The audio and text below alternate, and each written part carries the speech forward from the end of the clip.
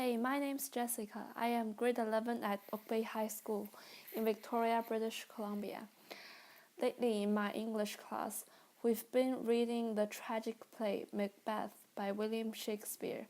To demonstrate my understanding of the play, I will be introducing Shakespeare's life and time and discussing a significant quote in the play. Very little is known for certain about William Shakespeare. It is believed that he was born on April 26, 1564, and died on April 22, 1660.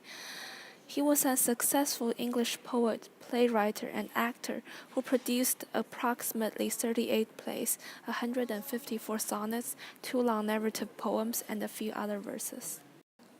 In 1582, when he was 18, Shakespeare married 26-year-old Anne Hathaway. By 1592, he was in London working as an actor and a dramatist. He then wrote mainly tragics until about 1608, including Hamlet, Othello, King Lear, and Macbeth, which are considered some of the finest work in the English language. The Lord Chamberlain's Men, a company owned by a group of players, including Shakespeare, built the Globe Theatre in 1599, where the plays are performed.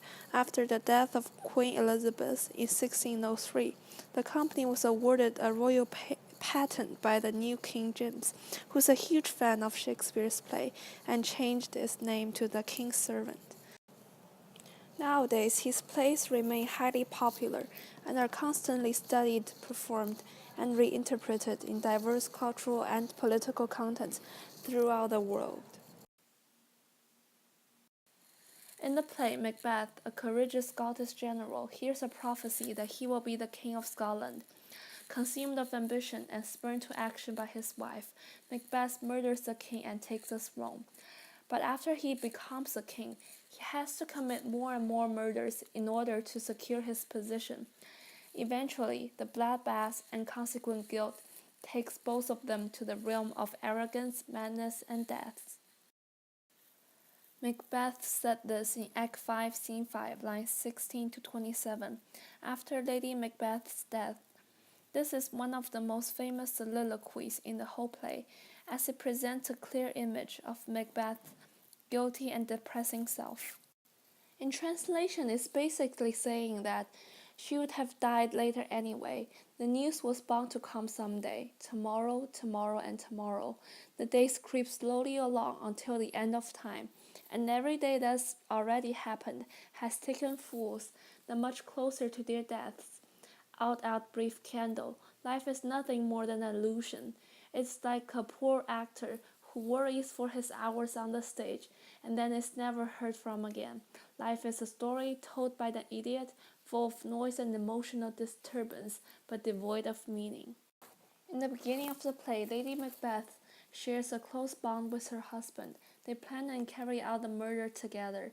Macbeth's emotionless and indifferent response toward Lady Macbeth's death is quite surprising, but then it shows how pessimism and despair he is. At this point, the play is toward the end. The army has betrayed Macbeth, while the enemies are approaching to besiege the country. He loses hope and suddenly starts realizing the meaninglessness of life. No matter what you have gained and achieved in your life, everything evaporates when you are gone. Hence, every day is the same, except you just get closer to the end of your life.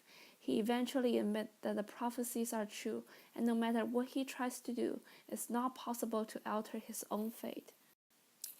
I think this passage is very significant because this is when the results of unchecked ambition come along. In the beginning, both Macbeth and Lady Macbeth are blinded by ambition and are incapable of keeping the moral constraint and seeing the reality of things.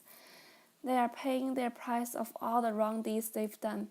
Lady Macbeth cannot forgive herself for murdering the innocent king because of her ambition, so she commits suicide, which leaves Macbeth in the situation where no one is by his side, and he is eventually defeated by the king's hire. This passage also gives a clear warning to anyone ambitious of the power that it's not a good idea. First, you're not likely to make it, and even if you do get this position, you will be isolated and fight against, and eventually you will be destroyed by the people and by your own guilt.